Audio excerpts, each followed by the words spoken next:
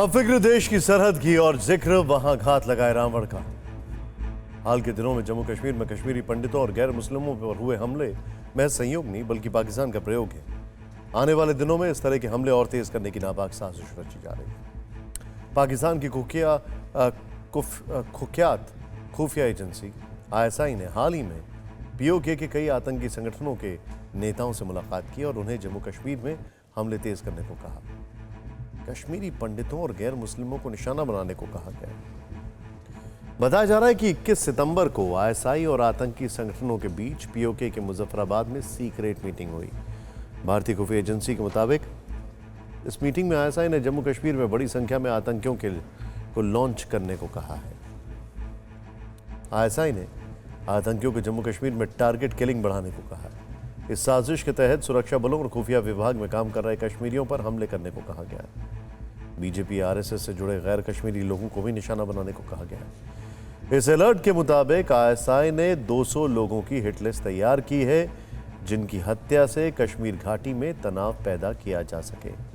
कथित तौर पर इस लिस्ट में कई कश्मीरी पंडितों के नाम शामिल हैं जो घाटी में समुदाय की वापसी के लिए एक्टिव दिख रहे हैं। दूसरी ओर घाटी में आतंकियों की सफाई में जुटे सुरक्षा बल पर भी आतंकी हमले हो रहे हैं, जिसमें कल भी सेना के 2 राइफलमैन शहीद हो गए।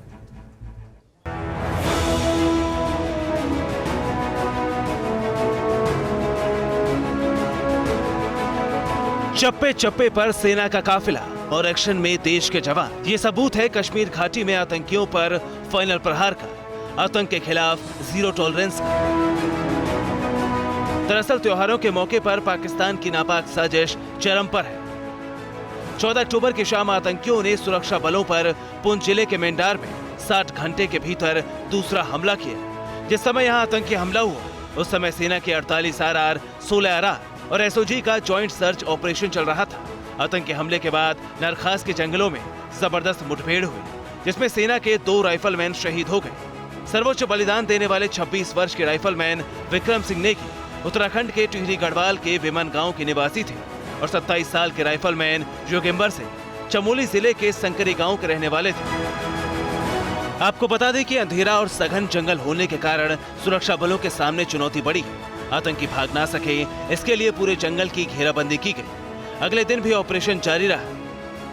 SOG ग्रुप यहाँ पर किस तरीके से कॉर्डन दे रही है, यानी कि भारतीय सेना को यहाँ पर आतंकियों के खिलाफ ऑपरेशन में सपोर्ट कर रही है। ये तस्वीरों में आप साफ तौर पे देख सकते हैं। अतिया आधुनिक हथियारों से लैस जवान किस तरीके से कॉर्डन एंड सर्च ऑपरेशन चलाए हुए हैं, ये तस्वीरों में आप देखिए। और जंगल के इलाके को अगर आप देखें, काफी डेंस फॉरेस्ट है, चुनौतीपूर्ण जरूर है, लेकिन आतंकियों का खात्मा होना बेहद ही जो आतंकियों का खात्मा है वो जरूर होगा। उधर इस आतंकी हमले के बाद पुंछ जम्मू नेशनल हाईवे पर सुरनकोट से बिम्बर गली के बीच गाड़ियों की आवाजाही रोक दी गई। सघन चेकिंग शुरू की गई। सुरक्षा बलों का चल रहा आतंक के खिलाफ महा ऑपरेशन का आज 5वां दिन है। आज नरखास के जंगलों में एक बार फिर सुरक्षा बलों की तरफ से सर्च एंड कॉर्डन ऑपरेशन चलाया गया। आशंका है कि 3 से 4 आतंकी इसी जंगल के इलाके में छुपे हो सकते हैं। इस समय मैं मौजूद हूं BG मेंढर रोड के ऊपर और आपको तस्वीरों में दिखाने की कोशिश करूंगा कि किस तरीके से इस इलाके को पूरी तरीके से सैनिटाइज किया गया है, यानी कि ये रोड जो है ये बंद कर दिया गया है। ये जो आप रोड देख रहे हैं ये पुंछ इलाके की तरफ जाता है, लेकिन तस्वीरों में आप देख सकते हैं कि सिक्योरिटी फोर्सेस किस तरीके से यहाँ पे तैनात किए गए हैं। यहाँ से आगे किसी भी गाड़ी को जाने की अनुमति जो है फिलहाल के लिए नहीं दी गई है। इससे पहले 11 अक्टूबर को भी पुंछ में आतंकियों से मुठभेड़ हुई थी जिसमें एक SOG समेत 5 जवान शहीद हुए थे। सुरक्षा बलों की टुकड़ी खुफिया सूचना मिलने पर आतंकियों की तलाशी में ऑपरेशन के लिए पीर पंजाल के जंगलों में गई थी, जहां आतंकियों ने घात लगाकर हमला कर दिया था। मतलब आतंकियों से एनकाउंटर में पिछले 5 दिनों में एक SOG समेत सेना के 7 जवान शहीद हुए हैं।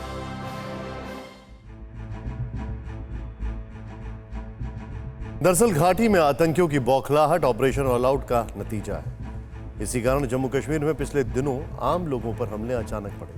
कश्मीर में आतंकी हमलों के इस बदले ट्रेंड को सुरक्षा बलों ने भी जल्दी भांप लिया और एक्शन तेज कर दिया। नई स्ट्रैटेजी के तहत आतंकियों की जल्द पहचान कर कार्रवाई की जा रही है।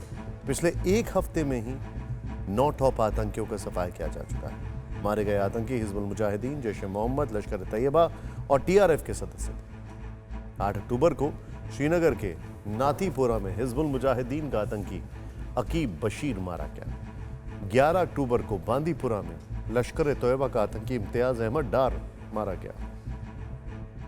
11 अक्टूबर को ही जैश ए मोहम्मद के आतंकी यावर गनी डार को अनंतनाग में ढेर किया गया। 12 अक्टूबर को शोपियां में लश्कर के आतंकी दानिश हुसैन डार को सुरक्षा बलों ने मार गिराया।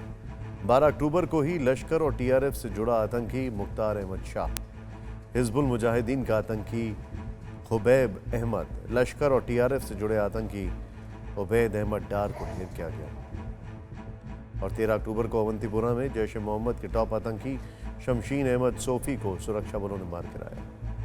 दरअसल जम्मू कश्मीर में आतंकी हलचल के पीछे पाकिस्तान की साजिश है, जहां इन दिनों सियासी उथल पुथल के संकेत मिल रहे हैं। बताया जा रहा है कि वहां इमरान खान की उल्टी गिनती शुरू हो गई है और जनरल बाजवा तख्तापलट की तैयारी कर रहे हैं। कहती है ना, कुछ हसरतें ऐसी होती हैं जो हसरतें ही रह जाती हैं, और कुछ ख्वाहिशें ऐसी होती हैं कि हर ख्वाहिश में दम निकले, तो वो इंशाल्लाह पूरी नहीं। पाकिस्तान के विदेश मंत्री के चेहरे की मुस्कुराहट यूं ही नहीं, उनके लब यूं ही शायराना नहीं हो रहे। सुनिए वो कौन से सवाल हैं जिसे सुनते ही उनके चेहरे पर लाली छा जाती है। तो देखा आपने, शाह महमूद कुरैशी वजीर आजम शब्द को सुनते ही खुशी के मारे लाल हो गए। कभी शायराना हुए तो कभी जुबान को कंट्रोल करते दिखे और फिर तेज कदम से आगे बढ़ गए। अब समझिए कि पाकिस्तान में आखिर कौन सी सियासी खिचड़ी पक रही है। दरअसल जनरल बाजवा ने जनरल फैज हमीद को आईएसआई के चीफ के पद से हटा दिया है, जिसके बाद इमरान खान और army chief general Qamar Javed Bajwa के बीच तनातनी चरम पर है। बाजवा की मोहर के 9 दिन बाद ही इमरान खान ने नए चीफ नदीम अंजुम के अपॉइंटमेंट लेटर पर दस्तखत नहीं किए हैं।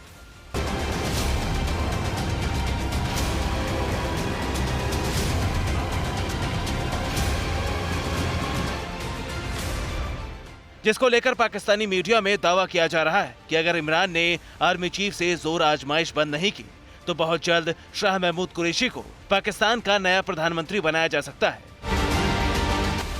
अब सवाल उठता है, पाकिस्तान में अगर इमरान का विकल्प तलाशा जा रहा है तो फिर कुरैशी के नाम को लेकर ही कयास क्यों है?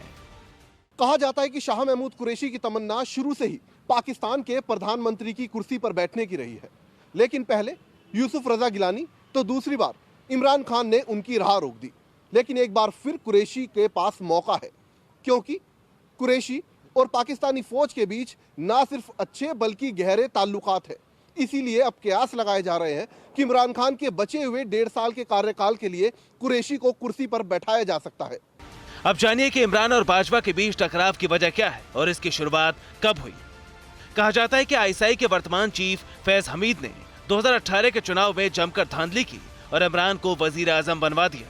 शुरुआत में इमरान ने जनरल बाजवा को 3 साल का एक्सटेंशन देकर नवाजा और फैज पीछे रह गए।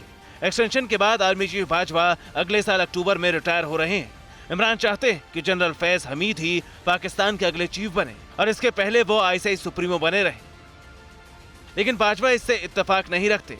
वो जनरल अंजुम को आईएसआई की कमान सौंपना चाहते हैं और पाकिस्तान में तनातनी की असली वजह यही है। फिक्र आपकी, सोमवार से शुक्रवार रात 9 बजे सिर्फ TV9 भारतवर्ष पर।